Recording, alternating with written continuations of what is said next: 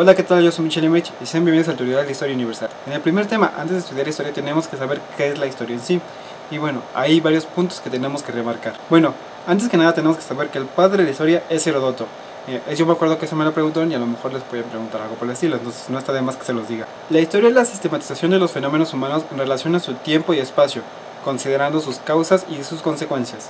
Las fuentes históricas hay de varios tipos, por ejemplo las fuentes directas, que son testimonios o relatos, las fuentes indirectas, que son cosas que están sujetas a interpretaciones, por ejemplo los códices mayas, están las fuentes escritas, por ejemplo los pergaminos, o están las fuentes materiales, por ejemplo edificios o restos humanos, así también como las fuentes orales como los testimonios o las leyendas. También tenemos que remarcar cuáles son las ciencias auxiliares de la historia.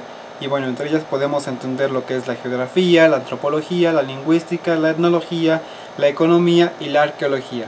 Básicamente eso nos apoya mucho a la hora de estudiar la historia.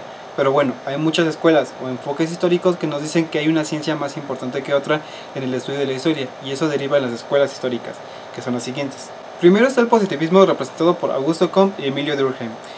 Básicamente ellos dicen que hay que entender la historia como un dato exacto y descubrir las leyes del desarrollo social. Por otra parte está el historicismo, representado por Benedetto Croce y José Ortega y Gasset. Ellos dicen que hay que plantear la historia como una serie de eventos únicos y niegan rotundamente que hayan leyes sociales. El estructuralismo, representado por Claude Lévi-Strauss, habla de generar no leyes sociales pero sí leyes históricas, y en base a eso hacer un poco más entendible a la sociedad. La Escuela de los Anales, representada por Brendan Braudel, plantean que la geografía es el factor clave de la historia y determina mucho en los hechos. Por otra parte, el empirismo, representado por Karl Popper, plantea que la historia no predice el futuro, que la humanidad aprende en base a los hechos y que son siempre diferentes. Y por último, el materialismo histórico, representado por Karl Marx y Friedrich Engels, plantean que la economía determina la historia, y la historia es una lucha constante de clases sociales. Y bueno, ya para terminar lo último de historia, hay que remarcar las 4 etapas de la historia. Primero es la antigüedad, que está desde Mesopotamia, con las primeras civilizaciones humanas, hasta la caída del Imperio Romano de Occidente.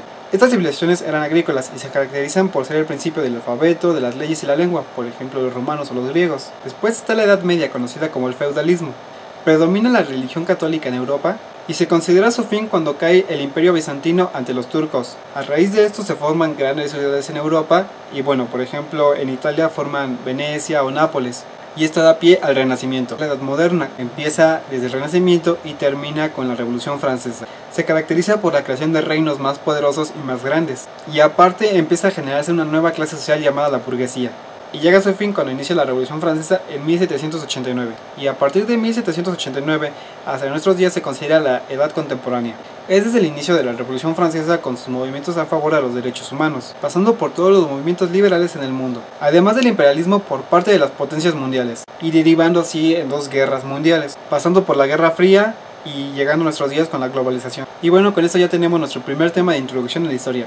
Y un tip que les puedo contar para que no se confundan es que cuando les hablo de siglos, por ejemplo cuando les diga siglo XV o siglo XVI, multipliquen el siglo por 100. Por ejemplo, siglo XV, 100 por 15, 1500. Es el tiempo que dura ese siglo, a partir de 1400 a 1500. Hay gente que piensa que el siglo XV es de 1500 a 1600 y siglo XVI de 1600 a 1700. Pero siguiendo esa lógica, el siglo XXI sería de 2100 a 2200. Pero estamos en ese siglo y no estamos en ninguno de esos años. El siglo XXI es desde el año 2000 hasta 2100. Y bueno, ya saben, estudien mucho. Cualquier duda me la pueden hacer aquí en los comentarios del video, o bueno, en mi página de infancia en Facebook. Aquí en la descripción del video les dejo el link para que entren y den like y me pregunten lo que hacen falta.